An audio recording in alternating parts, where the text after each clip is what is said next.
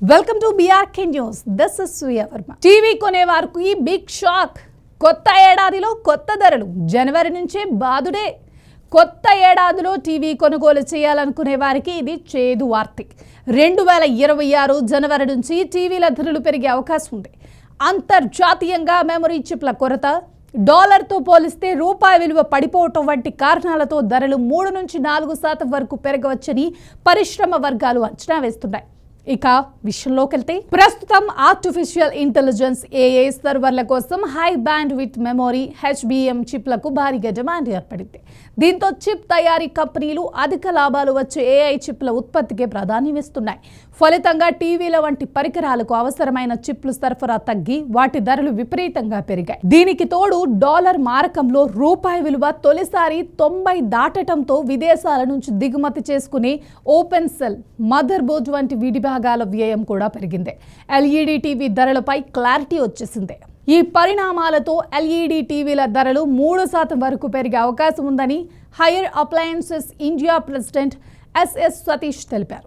Thomson, Kotak వంటి బ్రాండ్లకు టీవీలు తయారు చేసే సూపర్ ప్లాస్ట్రానిక్స్ CEO అవనీత్ సింగ్ మార్వా మాత్రం ధరల పెంపు 7 నుంచి 10% వరకు ఉండొచ్చని అంచనా వేశారు. గత 3 ఏళ్లలో మెమరీ చిప్ల ధర ఏకంగా 500% పెరిగిందని ఆయన గుర్తు చేశారు. మరోవైపు ఫ్లాష్ మెమొరీ DDR4 ధరల సోర్సింగ్ స్థాయిలో 1000% పెరిగాయని Videotex director Arjun Bajaj అన్నారు. వచ్చే ఏడాది 2వ త్రైమాసికం వరకు ఈ కొరత కొనసాగవచ్చని ఆయన అభిప్రాయపడ్డారు. మార్కెట్లో పాత స్టాక్ అయిపోయిన తర్వాత కొత్త ధరల ప్రభావం వినియోగదారులపై పడుతుందని ఆయన స్పష్టం చేశారు. దిగుమతులపై అధికంగా ఆధారపడే ప్రధాన కారణం భారతదేశంలో ఎలక్ట్రానిక్స్ ఉత్పత్తులు తయారవుతున్నప్పటికీ వాటిలో ఉపయోగించే కీలక భాగాల కోసం ఇంకా దిగుమతులపైనే ఎక్కువగా ఆధారపడవలసి వస్తుంది. Memory chips, open cells, semiconductor chips, mother బోర్డులు వంటి కీలక విడిభాగాలు ప్రధానంగా విదేశాల నుంచి దిగుమతవుతున్నాయి. డాలర్ ధర పెరిగిన కొద్దీ ఈ భాగాల ఖర్చు కూడా పెరుగుతోంది. దీంతో తయారీ వ్యయం పెరిగి ధరల పెంపు అనివార్యంగా మారుతుంది. జనవరి నుంచి LED టీవీల ధరలు పెరిగే సూచనలు. పరిశ్రమ వర్గాల అంచనాల ప్రకారం జనవరి నుంచి LED టీవీల ధరలు సుమారు 3 నుంచి 4% వరకు పెరిగే అవకాశం ఉంది. దేశీయంగా తయారవుతున్న లేదా అసెంబ్లింగ్ జరుగుతున్న టీవీల్లో కూడా దేశీయ విలువ జత చేరుతుంది. కేవలం 30%మేనని Haier appliances India president SS Satish తెలిపారు. మిగిలిన 70% భాగాలు విదేశాల నుంచి రావాల్సి వస్తున్నాయని ఆయన వివరించారు.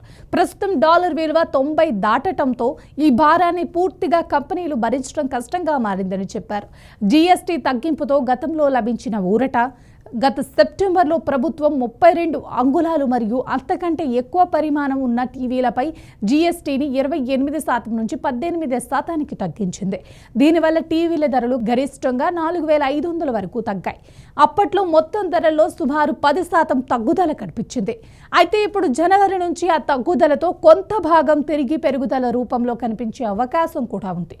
డాలర్ విలువ పెరుగుతున్న క్రమంలో గత 40 రోజులుగా మొబైల్ ఫోన్ల ధరలు కూడా స్వల్పంగా పెరుగుతున్నాయి. ఇదే సమయంలో టెలికాం నెట్వర్క్ సంస్థలు తమ లాభదాయకతను పెంచుకునే దిశగా చర్యలు చేపడుతున్నాయి. ప్రీపెయిడ్ ఛార్జీలను పెంచడం, పథకాల కాలవధిని తగ్గించడం వంటి మార్పులు ఇప్పటికే ప్రారంభమయ్యాయి. రిలయన్స్ జియో మినహా మిగిలిన ప్రధాన టెలికాం సంస్థలు ఇదే మార్గాన్ని అనుసరిస్తున్నట్లు సమాచారం. మరిన్ని పెంపులు. మోతీలాల్ ఓస్వాల్ వంటి బ్రోకరేజ్ సంస్థల అంచనాల ప్రకారం సమీప భవిష్యత్తులో ఎన్నికలు వంటి పెద్ద రాజకీయ పరిణామాలు లేకపోవడంతో ఇదే టారిఫ్ పెంపుకు అనుకూల సమయమని టెలికాం సంస్థలు భావిస్తున్నాయి. ఈ నెలలోనే మరిన్ని మార్పులు రావచ్చని అంచనా వేస్తున్నారు. నెలవారీ అపరిమిత కాల్స్, రోజు 1.5 GB డేటా కలిగిన పథకాల ధరలు సగటున ₹50 వరకు పెరిగే అవకాశం ఉందని విశ్లేషకులు చెబుతున్నారు. వొడాఫోన్ ఐడియా ఇప్పటికే తక్కువ మొత్తం చెల్లించే కొంతమంది వినియోగదారులను ఎయిర్టెల్, జియోకు కోల్పోయింది. అయినప్పటికీ సంవత్సరాలుగా అదే నెట్వర్క్ను వినియోగిస్తున్న కొందరు వినియోగదారులు ఇంకా కొనసాగిస్తున్నారు. వీరిలో చాలా మంది 365 రోజుల దీర్ఘకాలిక పథకాలను ఎంచుకుంటున్నారు. 5G సేవల కోసం కొందరు ఇతర నెట్వర్క్లను మారినప్పటికీ వొడాఫోన్ ఐడియా కూడా ఇప్పుడు క్రమంగా 5G సేవలను అందుబాటులోకి తీసుకురావటం గమనార్హం.